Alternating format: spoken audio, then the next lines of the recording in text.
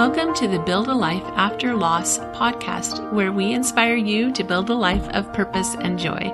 Our aim is to encourage your hope in the future and strengthen your confidence. I'm your host, Julie Clough, certified life coach and grief specialist. Hello, my friends. Welcome to episode 76, A Mother's Walk with Grief with Chalese Stevens. I am so excited for you to hear this interview with Chalese. You could not see me. You're not going to be able to see me as you're listening to this, but if you could see me, you would see me nodding my head continuously because so much of what she said resonated with me greatly.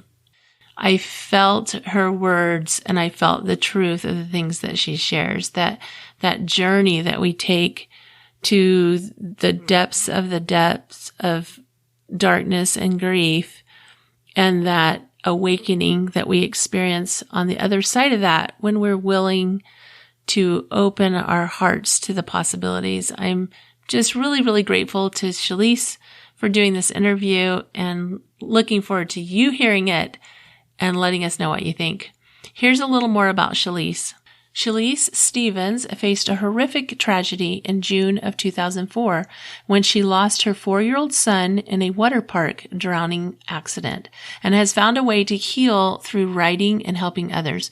Her book, entitled Finding 40, A Mother's Walk with Grief, will be available on Amazon soon. In the interview, she mentions that this will be available in May.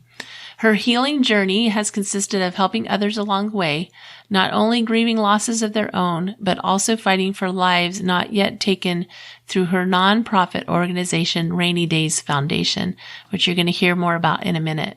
She celebrates others through her Coffee Talk Tuesday podcast, where she interviews people making a difference in the community. Chalese is also blessed with 2 more beautiful children that she is constantly creating memories with and making sure she documents each moment. She is a light to so many with her big heart, infectious laugh, and passion for living her life today. For she knows that tomorrow is never a guarantee. You can find her at www.chalesetalks.com and www.rainydaysfoundation.com. And all of that will be in the show notes. Here's the interview. I am so excited to have Chalese Stevens with me today to talk about her story and how she has rebuilt her life. Like, this is what it's all about, right? You know, we all struggle. We all have our difficulties and we all have our losses. And it's just that hope that even if we're dealing with a hard thing right this very moment, this hope that there's a life afterwards. So Chalese, tell us a little bit about your story. Well, we can just jump right into the nitty-gritty of it, I guess.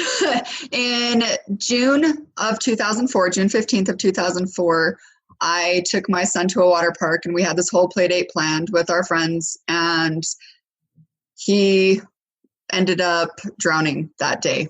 And it was, it's that moment of your life where you can talk about it later, but it feels like it just happened as well. So they rushed him into primary children's, and I wasn't able to go on the helicopter with him when he was life flighted. And so my friend had to drive me there.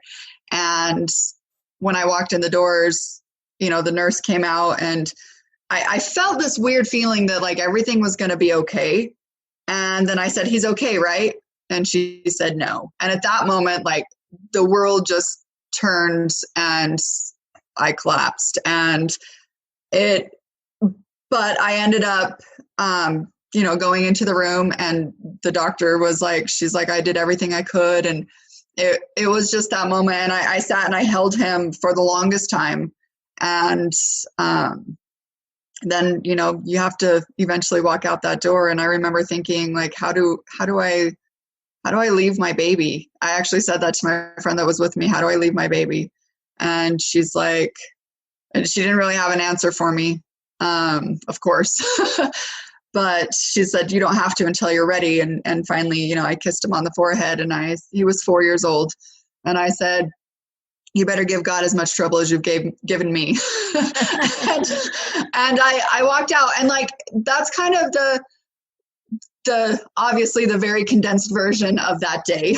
Yeah. But, I remember thinking, like, how do I move forward with this? How do I get to the next step? And, because at the time I was a single mom, and his dad just barely came back into the picture. And so, like, life was just kind of starting to, like, feel like it was smoothing out. And then all of a sudden, everything changed.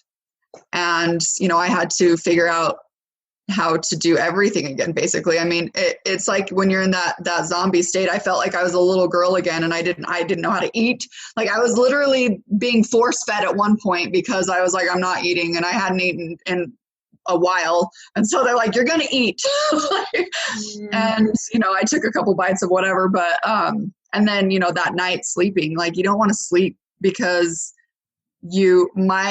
I was afraid that I would wake up and this wouldn't be a dream, and everything would come back to, this was actually my life. So as soon as I fell asleep, I was like, if I fall asleep, that means eventually I'm going to wake up and I'm going to realize that this is real and this actually happened. And from there, though, it has been a long, hard journey, and also a beautiful journey. And so many amazing things have come from it. And I know, and I truly believe that he's there helping me from the other side in everything I do.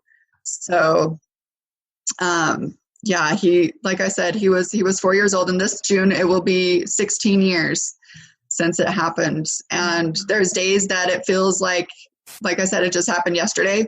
And there's days that I'm like, wow, like I'm doing really well. So. Yeah. What's your son's name? Caleb. Yeah. Yeah. I'm just trying to imagine myself in the car with you driving from the water park to the hospital. Like, what was going on in your mind? I was thinking the whole way, because he loved Spider-Man. And I remember saying to him, this is a very, like, this moment, because when it actually first happened, I'm usually really good in traumatic situations. Like, I've worked with people for a long time, and, like, I'm really good in these things. But this day, like, I was falling apart. I couldn't remember, like, his favorite songs. I couldn't remember anything to, like, sing to him or whatever to bring him comfort while they were doing CPR on him. And so when I got in the car and I'm driving with my friend, I kept saying, like, I feel him swinging from building to building with our car. I feel him here with me. And we just kind of talked about that while we went, and, just remembering to breathe and not panic, because we didn't know what was happening at that point. I mean, from where I was to Primary Children's was a 20-minute drive. And there was no time at this point involved. Like, I can't tell you a lot of time. Like, it just felt like forever. Like, everything just was, like, in slow motion, and but yeah, that I felt him swinging from building to building in his little Spider-Man ways with us while we passed. And that's all I can remember about the drive there. So what did that look like the first few days? I just, I appreciated you sharing that you forgot how to eat, and sleep was difficult. Where did you have like work you needed to get back to, or, what did you do at that point So at that point, I was going to school, and at the University of Utah, and I was working. I worked as an in-home caregiver with special needs people, and so that was my job at the time. Those first few days, as blurry as they are, they're also very clear, because I remember telling my friend Rose, who actually, it's coming up on her 1-year date from when she passed away. She passed away last year of cancer. And so, like, that, Wow. it was so hard for me, because she is such a huge part of my story. And she was kind of like a second parent, because we lived in her basement. And so she was kind of that co-parent for me with him. And and my best friend, mom, big sister, she was a little older than me. So like she had so many roles in my life, you know? And so anyway, she was with me, and I remember she was with me the day that he passed. She's the one that drove me. She's the one that sat with me in the hospital. And she made all the calls for me because I'm like, I can't tell anybody. Like, how do I tell people that my son just drowned? Like, how do I say that and that he didn't make it? And how, like, that mom guilt and the everything that, I mean, I was consumed with all of those raw, devastating emotions. And so that first day when I just sat there and held him, you know, I had my mom came, and I had a couple of my closest friends come to the hospital.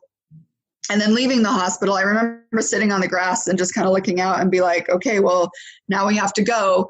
And Rose was really good at like kind of keeping it together for me. And so we went back to her place, and all my friends came over just to check on me and just be with me. And because I'm a people person, and I'm very, like, I created my own family with them, and they all knew him too. And so they came over and just to sit with me and be with me. And I knew we had to start planning funeral arrangements and things like that. And I was like, I can't think about that. Like, that's not what I want to think about. And Rose is like, we just have to, like, you know, little steps.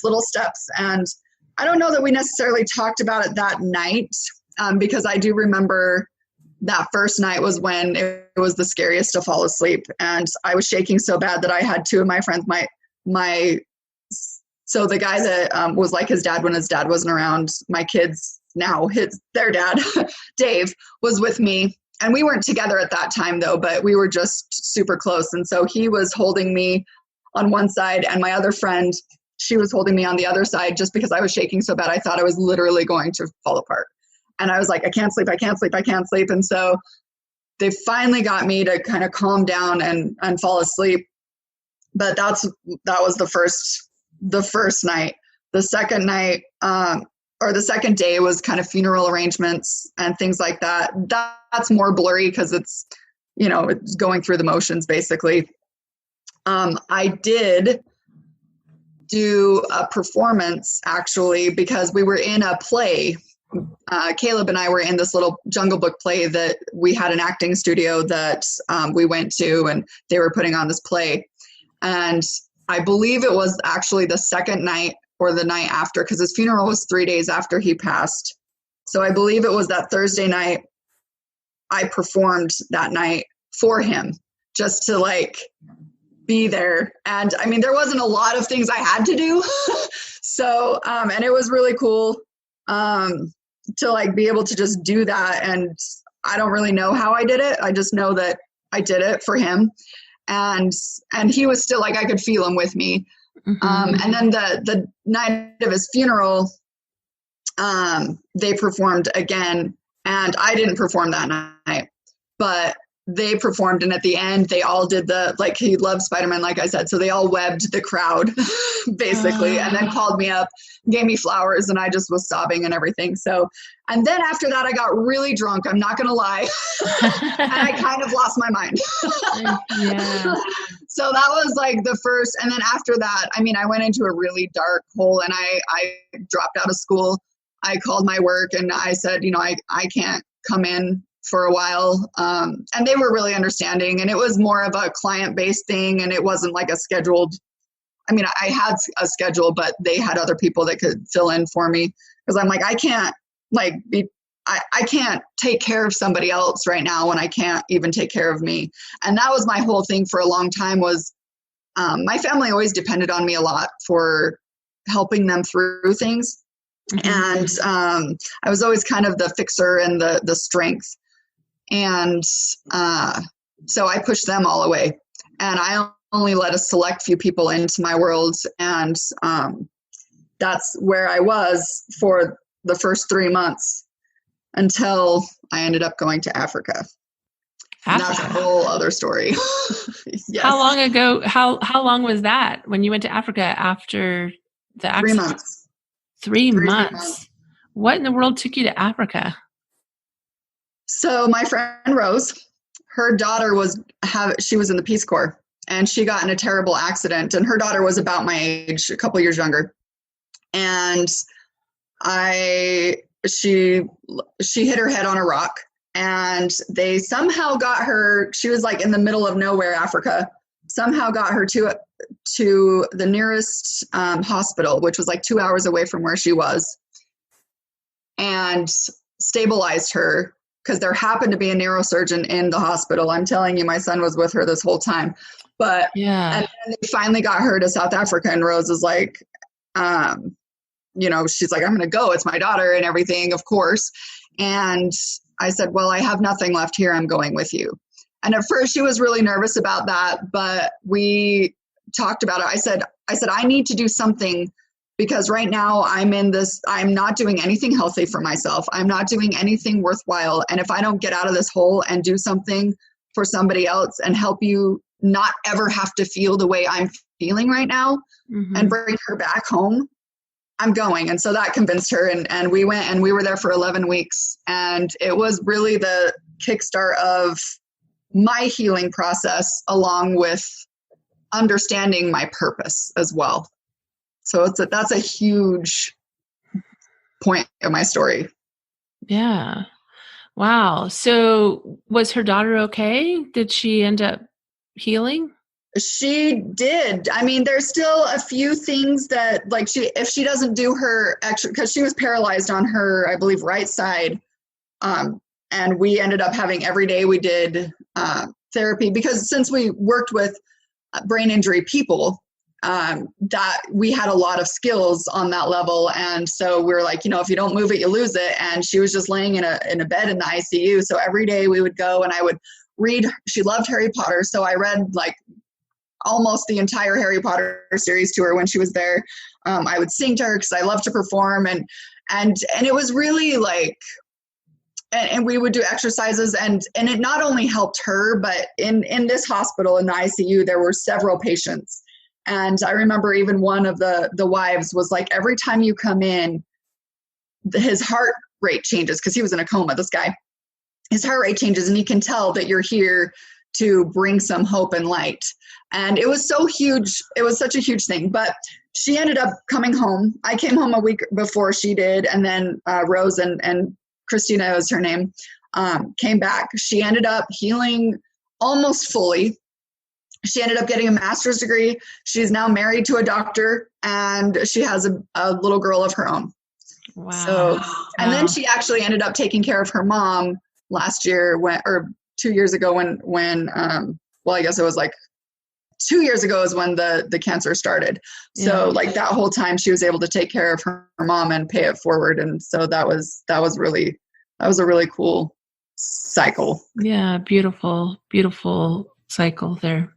When you said that about, this patient being at that hospital, and how I think you said it was his wife that said, every time you come in, it's like he responds and notices that, like, the hope and the light that you're bringing. Is that where your purpose kind of started to come to the surface for you? Yes, I didn't realize it obviously then, but looking back, I absolutely know that is definitely, that was my calling. That's where it really started to be like, this is like time after time after time. And I've always been helping people. I've always helped people my whole life. Like, that's just something that I've done. But it's different now. And when I realized, like, it's not just me here, it's my son. And no matter what you think spiritually or you believe in, like, whether it's his energy that radiates through me, whether it's his angel and his spirit, however you want to put it, for whatever beliefs you have, I know he's with me in some realm, and he comes through me, and I get to share him with other people, and that keeps him alive for me, Yeah, that's really, really special. And I absolutely 100% agree with everything that you said. I just, I have my own belief systems around that as well. And I just know that, when I talk about my kids, I talk about them in present tense, because they're not gone. They're just not here. Yeah. Yeah. So yeah. And with that too, I mean, I remember the day of his memorial, and Dave was standing next to me, and he's like, I said, I have to be strong. I can't cry, because I had all these people, and it was the day after his service, because my friends did this really awesome, beautiful memorial thing for him. And I'm like, I can't cry anymore. I've cried for like 4 days straight. Like, I'm just going to be strong. And he's like, it's okay to cry, because even though we know he's still here in that sense, he's gone physically, and we're going to miss him. Mm-hmm. And that is like something I carry with me, because I mean, I still have bad days. I still have days where I'll sob forever. And like, it's like, where did this come from? Like, sometimes it's triggered by something like obvious. And then sometimes it's just like after I throw one of my events for my foundation or whatever, and I see all these kids that I get to help, and I go home and it's quiet and I'm alone, and I'm like, I remember why I'm doing it. I mean, I always remember why, but the fact that I don't get to celebrate with him physically is really hard. Mm-hmm. So, but then it's like, it's shorter. It's not like I stay in bed for days and days and days now. Like actually, I don't know that I ever necessarily used to do that, because I would do other self-destructive behaviors that would keep me going. Mm-hmm. But and I'm also an action person, so I don't just curl up. And I mean, I feel like it sometimes, but I don't. And that feeling of wanting to gets less and less and less. Mm-hmm. You have some remarkable friends. You mentioned Rose and her comment, like on that very first day, little steps. Like, that is something that we can all remember every day. Yeah, absolutely. Little steps when we feel overwhelmed. If a lot of the listeners that are listening right now are going through some hard things, and it's not about like knowing what the end point is. Right. It's about like taking just that teeniest, tiniest little next step. And we would always say, like, all I need to do is get through this moment. Like, I couldn't even say the day or the hour, like this very moment, this breath. I just need to take my next breath and realize that, that's progress. Absolutely. I absolutely love that. And then for Dave to say, it's okay to cry. Yeah. Yep. Oh my goodness, that is so important. Why do we tell ourselves that we should hold back on crying, Right. Well, and I think part of that is because, I mean, I've obviously have had a lot of healing experience and a lot of like different, like I dive down deep into those emotions and I feel them and I process them, and I don't fear those things, or when I fear them, I figure it out and I still feel them. I still allow myself to feel them and heal from them. But it's just going through that process and recognizing that all of the feelings that we feel are okay. And that also, it's okay to smile. Mm-hmm. Too. And it's okay to have fun. And it's okay to realize that life is still going to go on. And we don't know what's going to happen in our next moments or our next day. Like, we don't know. So why not make the most of every moment, even if it's crying, and feeling that. For sure. I love everything that you said there. Because if we're pushing away the grief, we're also pushing away the happiness. Like, we can't resist our emotions without resisting all of them. Yeah. And resisting our emotions is just not helpful or healing. Yeah. No. Yeah. And it just takes longer, because eventually it's going to come out, whether it's in a way that's violent, whether it's fear-based, whatever it is. No matter how much we suppress an emotion and don't ever want to feel it, it's eventually going to come out and start to eat at us and destroy us. So why not feel it and let it heal us rather than destroy us? Yeah. For sure, because grief, the purpose of grief is to help us to heal. Yeah, which seems counterintuitive, but that's the whole point of feeling what we're feeling, is so that we can start to heal. Exactly. So we can start to heal. And I love your self-awareness, and you mentioned a couple of times that there was some self-destructive behavior in the middle, and that happens so frequently. Like, to some extent or another, we all find ways to numb, and to push aside, because it is hard and it is heavy. Yeah. Exactly. Yeah. And I talk more in depth about it in my book. And it's actually one of the scariest things about releasing this is, and I've started talking about it more, but a few years ago, especially, like, I had never talked about that I called it the dark days. I never talk about that because the fear of judgment and the fear of, other people looking at me in a different way, or that I'm going to hurt somebody else by my choices for behaviors. Not that I was hurting them at the time, but just the fact that I even chose that path could potentially hurt somebody else. To, like, why would you do that? And it's like, that's the thing that's so, everyone's healing process is different, and it's all individually based. And we're so quick to judge. And even when, like, the judgment comes from even, and I that's why I didn't want to tell anybody that my son even drowned, was because I was going to be judged as a mom. And another friend was like, don't turn on the TV, because so many people were saying, like, well, why wasn't she watching him? Or why this or why that? Like, I'm already blaming myself for everything I did. I already have guilt for the way I healed, or I used to. I actually don't anymore, because I love and honor my story so much. But that's the fear I had to get through. And with my book coming out, that's another step, because it's so raw and so vulnerable. But I knew that I had to be totally honest with myself and with other people, because somebody needs to hear it.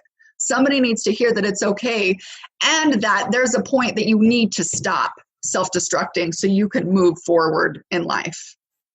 Oh my gosh, I love this so much. You have me in tears, honestly. Because you're like my soul sister. I can relate to so much of what you're saying, and nobody can appreciate how hard those days are unless they've been there. They just can't appreciate it. And that's where judgment comes from, for heaven's sake. So it's just a lack of understanding. Right. It's a total lack of understanding. How did you overcome the self-blame that you experienced? Oh, that's something that every so often I still feel creep up on me. And because the days that I'm having a hard day or whatever, the should-haves and the would-haves and the if-onlys are so loud sometimes. And I think the way that I was able to really, like, I literally would shake my head. Like, I would literally physically have to, like, shake it off of me, because it would be so much there. And when it comes up, like, it's just like that, you almost, like, I even feel myself, like, talking about it, I just want to crawl up in this little fetal position and just, like, it's so painful, because you don't, and I know that you understand exactly what I'm saying. And it's a process, and it's forgiveness, and it's forgiving yourself before anything else. I had to forgive myself for so many things, and understand that I didn't do anything wrong. I wish I could have done something right, but you can't ever repeat the past. You have to just forgive yourself and accept it, really, and just say, like, this is my story. This is what happened. Now I have to do something with it. And I know that that's part of the reason why these people that come into my life that I help and heal is because now I get to see the bigger picture. I knew there was something that told me way long ago that there was a reason that was bigger than I knew. Really soon after it happened, like almost this moment of instantaneous, I remember this little glitch that happened in my brain, and I don't know really what it was. And it's weird that I think about it, but I knew that it was for a purpose. And I believe that the way I truly got over not got over it, but worked through this and still work through it, is knowing and believing and trusting that all this happened for a purpose, and having gratitude that, not that I lost my child. I'm not grateful that I lost him, but I have found a way to find gratitude in the tragedy itself and the experience of that. Because without it, I would not be here today with what I'm doing. I mean, I might have done something awesome. I'm sure I would have found a way to like help people in some way, but not with the passion. There's no way that I could have this kind of passion for what I'm doing without that tragedy in my life. Yes. I have no words. I have no words. I am so grateful that you are so open and honest and real and willing to share your story. And I have an understanding of my own guilt that I carried for so long. But the reality is none of us get up in the morning and want this to happen. Like none of us. Right. There was never an intention to harm. Right. Ever. Yeah. And that's where that self-forgiveness comes in, and then realizing that, and not everybody feels that even a little bit in the beginning, that the purpose or the passion that this can create in you, that is just part of the process. And I think you've illustrated it beautifully in that there's this juxtaposition. I'm not even saying that right, but you know what I'm saying, between the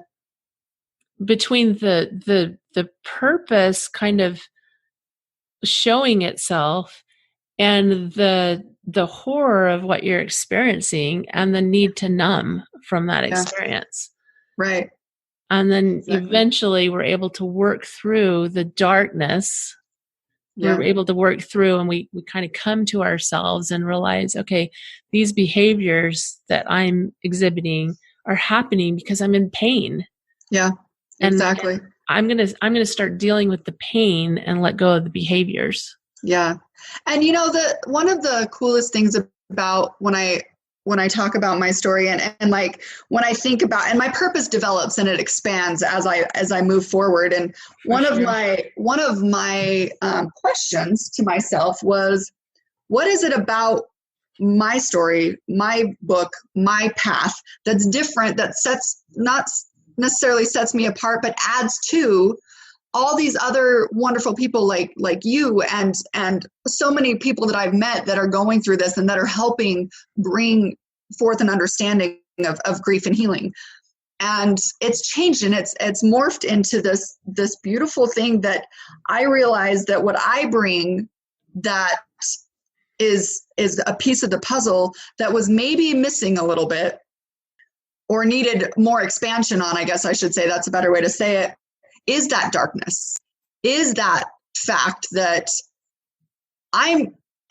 years ago I thought, I'm going to be healed. I'm going to, not that I'm not ever going to be sad, but I'm going to be healed and I feel whole and I feel all of this stuff, which in and of itself is all true. And I know a lot of it's wording, but it wasn't until I accepted the fact that I wasn't going to ever truly be healed, because this is going to be a lifelong journey, and really diving into that darkness, that I started to understand that this is where I get to help people understand that it's okay to talk about the darkness, to feel the darkness, to be in the darkness, and to understand that there will always be that part. Because us as angel moms, we live a whole different life than regular moms, because we have children alive. Not all of us, but a lot of us have children that are alive, that we celebrate, that we love. And then we also have this child that not only we try to celebrate and love still by doing other things like, healing people or helping people through their journey, but that we also not constantly, but consistently or regularly grieve or think about. And that to me, I'm like, it does put us in a different type of a category, but we all have our special piece in that puzzle, where if we can all collaborate and work together, and like doing this, having me on your podcast, and hopefully you'll come on mine, and we can talk about this stuff, because we all have something beautiful to add about our story. And it might trigger, like you plus me might trigger another person to be like, oh, I get it. Like I've had both of these experiences and this is my experience and adds to that. And this is how I'm going to be able to heal from that. But like I said, like, I love almost talking about the darkness more now than I do the light, because the light's so easy to talk about because it's surface. The darkness goes a little bit deeper and it gets to the root of that, of what's really there. And then, you know, and that's where it really starts to grow from. And part of what I did when I was self-destructing was, you know, when I was in those states of intoxication and other things, I talked a lot about my pain. So even though I was hiding it and escaping from my reality, it brought so many things out. And I was able to write about, because I mean, that's when I was like, okay, I'm feeling creative. And I started writing again. And I started doing these things that were like, I got to get some of it out without being in complete pain and suffering while I was doing it. Does that make sense? Yeah, it does. And, you know, I think the beauty of what you're sharing is that the darkness needs to be exposed. Yeah, exactly. It needs to be exposed. We need to have understanding around that level of pain and darkness. Right. And I think that actually, if you're able to bring that darkness out and expose that and say, like, this is what I'm going through, and talk about it, then it helps so you don't live there as long as you probably could or would if it was a secret. Because I know mine was totally a secret. And the only thing that took me out of it, I knew that I had to get out of it at some point, and I'm sure I would have found a way. But I had such a drastic, like when I went to Africa, that was like, done. Like, now we're moving forward. It was like the universe being like, nope, no more. Like, you got stuff to do. But if I don't ever talk about it, then the people that are going through it might last longer. I mean, I've met people that are in that stage that don't ever want to talk about it, that get so bad that if they didn't have anyone to relate to, and they don't feel like they have anyone to relate to, so they stay there for years. Mm-hmm. And then they never truly recover from that until they find that way out. And sometimes the only way out is to getting someone saying, I totally get it. I was there. Mm-hmm. I was down there, and I'm here for you when you're ready. And sometimes that's all they need to be like, okay, I just need a friend right now. I just need somebody to understand that it's okay that I'm healing in the way that I'm doing, even if it feels wrong. Yeah.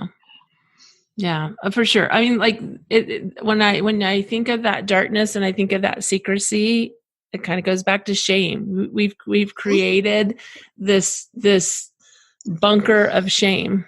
Oh, for sure. Yep. Mm-hmm. I love your diagram that you have that I saw when you were giving your speech, because it does those layers. And I was like, yep, I see that. And I see that. And then it's not, and that's the other thing about grief. And I think you touched on this too when you were giving your speech, is that like, it's not a like line. Okay, now you're going to feel angry. Now you're going to feel sad. Now you're going to accept. It is a continual process as you go along. And tomorrow you might still feel angry that happened. And the next day you might be totally accepting and acknowledge and fine. And then the next day you might feel, you know, that denial again, even. Mm-hmm. Because it's like, did that really happen? Like, has the last 15 years of my life really been like this? Yeah. Because it's just so not the way it should be, or not the way you ever pictured it when you were having this baby in the first place. Right. Right. How long did you stay in that darkness and that numbing place? It was 3 months. Pretty solid, but I say I only partied on weekends, which started on Thursday and ended on Monday. So basically it was opposite, but, it was 3 months, and then I went to Africa and I didn't do anything. Really, I guess my escape, because I was pretty focused, I was in the hospital healing, and that was my escape in a way. So that's Yeah, how absolutely. I was able to do that. And I mean, I had some guys that I would hang out with, and I made some friends, and I would go out with them, but there wasn't any like substance abuse or anything like that was happening. And then when I came home, I fell back into the rut for a little while, and then I came out of it again, and then I fell back into it a little. Like, it was kind of this like ongoing process to be completely done. And that lasted for a few years. But it wasn't like each time it got a little shorter and a little shorter and a little shorter that it would happen, or it would be random, and it wasn't like something consistently like, okay, Thursday's here, let's, It was just like, oh, that's, but it was definitely a process. Yeah. And that's exactly right. It's this recognition, it's this adjusting, recognition, adjusting, recognition, adjust. I mean, it's just this continuous process of learning to live and to feel the pain. Yep. Just learning to do that so that you can Exactly. come on the other side where you're able to feel not only the pain, but you're able to feel happiness. You're able to feel joy. Yeah. So tell us a little bit about, you mentioned, you kind of hinted at foundations and some other projects that you're doing. So tell us about all the projects you have going on. All right. Well, my biggest accomplishment of my life is about to happen, and that's my book. And I've been writing it since, for 15 years, really, since a little over now, since my son passed away. And because I never felt like the journey was over. So it was hard to like end a book when it's not really ever ending.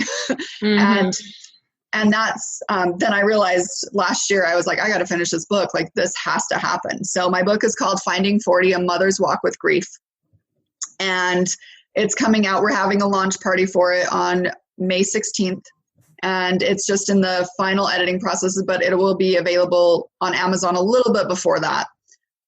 Just because I'm doing crazy stuff in school and I can't have a party right now. And with, our coronavirus and everything, we don't, it's probably good not to plan a party tomorrow. But, so there's that, and it's all based, so it's all the proceeds of my book will be going to my foundation that I have. And my foundation is called Rainy Days Foundation. And I help kids with congenital heart disease. And I do that because when I first started my foundation, I thought I would be working with people going through trauma and tragedy and who have lost children and all this stuff, because that's my expertise. And, but then I kept getting these people like Christina that were in the hospital, and mostly it was moms with kids, like my either friends with kids or people that I knew that had kids and that were needing support through their journey to help fight for their lives. And that was like, well, maybe I'm here to help people through trauma and tragedy. And so, I kind of shifted a little bit to that. And then I met a family whose son was the same age as my youngest son right now, who was going in for a heart transplant. Well, he had a heart failure, and so he needed a heart transplant. And I was able to be with him through his journey and really get to know the family, and then other families that were there in the heart unit up at Primary Children's. And it was such it was a profound experience that happened when all of a sudden I realized, obviously for a child to get a heart transplant, another child has to die. And it's a beautiful thing to see that side of it, where they get the heart and they get all of these things, organs or whatever, because they get to live. And I was like, I remember talking to his family, and I'm like, just make sure that you honor, and I know that they always do, but it was just like, so like hit me, honor this family, because they will suffer for the rest of their lives. And these kids that get heart transplants also have a journey ahead of them that will never end. They're always going to be going on this journey, because every time there's a sniffle, every time, it's like the life that we're experiencing right now with this coronavirus is their everyday life. If somebody sneezes, if somebody, like, they're always like, oh my gosh, like, stay away, because this could be life-threatening for my child. and they do get better, and they get stronger, and then they don't have anything. It's not as fearful, but there's always that back of your mind thought. The reason why I think that I chose to start doing this is because I actually needed to have this experience of the other side in order to heal, because I never healed from the fact that my son donated his heart valves to save another child's life. Because when I got that letter saying that it happened, I was like, oh, great. And that's all, like, I didn't know how to react. I didn't know how to respond. I felt guilty about the feelings that I had. Like, why didn't my child live? Like, why can't my child be the one that lives? Those types of feelings. And I was like, but this is a beautiful way that I get to see the other side, and I get to experience that. And I now get to honor this child who's passed in a way that keeps these kids alive, and it came full circle for me. And I got so involved with them that now, like, Rainy Days Foundation is what it helps kids with congenital heart disease and their families, because I can't see any other way to honor my son. I mean, it's keeping him alive through, and these other children alive through these experiences. And so, and now the moms are like, you think you're going to leave us or change your foundation to anything else? You got to be kidding me. No, we need you. We love you. And it's great. And they all, like, it's really cool, because while their kids are in the hospital, a number of them have said, I feel like I know your son. I feel like he's been here with us. And so, and I don't do anything super profound that I feel, I'm there for them. I talk to them, I reach out, and I'm, I take little things to them, and I bring that light and that hope and that joy into this world of tragedy and trauma for them right now. I mean, they're going to experience PTSD, and they're going to experience all these hard things and guilt and all of the other things, but I get to still honor them and share their stories and be a part of their world. I'm like the adopted aunt in the heart unit. And it's really cool to, like, bring that together and to see that. And, it's still it's still small, but it's so cool how it's creating a family. And that's one of the things that I'm so good at. And as I've talked about my friends, like, my friends aren't friends like normal people have friends. I feel like my friends are my family. And so I've created that in my own world since I was a little girl. And now I'm creating it in a bigger way that doesn't always even have to do with me, but just keeping them connected and being that center point of, like, hey, let's go do an activity, or let's have this little event. Let's bring, those who can come together. And, and that's just something that I absolutely love, and they need, because sometimes they feel so alone, just like we do in our grief. Yeah. Like, we all need somebody. I agree. And Chalese, I think it's just absolutely beautiful the way that you recognize and that you've been able to see how your journey has evolved and the different pieces, and how each little piece has been a part of your healing process. Every single piece of it. And as soon as I think I need to put a stop on it, something else happens where I'm like, okay, fine, I get it. I'll keep going. And it's just grown. And now it's cool because I get to do, I've been doing a YouTube channel, but now my podcast is interviewing people that are making a difference in the community as well.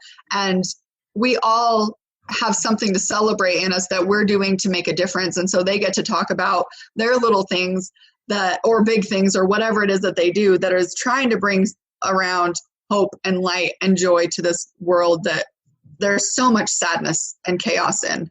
And it's really just so refreshing to hear other people talk about their stories and hopefully inspire others as well to, whether it's art or you're in your business or whatever, leadership, whatever it is that's inspiring people to just be good people to each other. So what would you say to the person that's listening right now who is still in that place of just really, really deep, dark pain? I would tell them that it's okay. I would tell them to keep breathing and And I would also tell them to keep feeling it until they're through to the next layer. And I mean, it's an onion, you know, I mean, every layer you're going to cry and it's going to hurt, but there's always light at the end of that feeling, of that emotion. And if you can get it out and bring back in and not try to just get rid of it, but try to replace it with good and gratitude, and just have gratitude and think about all the things that you can do and you can control, and all the things that you do have in your life. Even if it's just like, I have toilet paper. That's a big one right now. That's a big one right now. And also remember, it's okay to laugh and it's okay to have fun. And because that laughter is just as healing as tears sometimes. All the time, actually. If you can laugh at something, it's just as healing. So I completely agree with that. So tell us where we can find you. I have a website. It's www.chalesetalks.com. And my Rainy Days website is rainydaysfoundation.com. And those are the best ways. You can contact me there or send me an email, chalese@rainydaysfoundation.org. Okay. And Chalese is Chalese. Yep, that's correct. Okay. And all of that will be in our show notes, so you can find it there. Perfect. Thank you. Thank you. Thank you. Thank you so much for sharing your story, for being the light that you are, for writing a book, for putting things out there in the world that provides that hope and that light and that joy. Thank you. Well, thank you so much for allowing me to share it. And I'm so grateful that we met. I am too. There's no accidents. I completely, utterly agree with that. Yep. Completely. Thank you so much, Chalese. All right. Thank you. As I mentioned before, I was so grateful to Chalese for being on this and for doing this interview. I love her words. I love her thoughts about all of this. And I'm grateful for people like Chalese and the other guests that I've had on the show who share their journey and share their heart with us. And it is good. It is really good to hear those words of hope, and also really, really recognize the darkness before the hope. Really look at, it's not easy. Grief is not easy. It is a season, but it is hard. I'm excited that I am able now to offer you a webinar once a month. The next one will be on April 7th, and you can get more information and register for that. The link again is in the show notes. This webinar series is all about healing body, mind, and spirit. It's about understanding what we're dealing with and getting that information about like, what is the next little step? Just like we talked about on this interview. We always need to be looking for that next little step to be okay where we're at, but also to be looking for that next step of healing so that we can experience healing, so our families can experience healing. I'm just really grateful to be able to offer that to you. So again, you can find that link in the show notes. Thank you so much for being here. Have a fabulous week. Remember, I believe in you. Love you. Bye.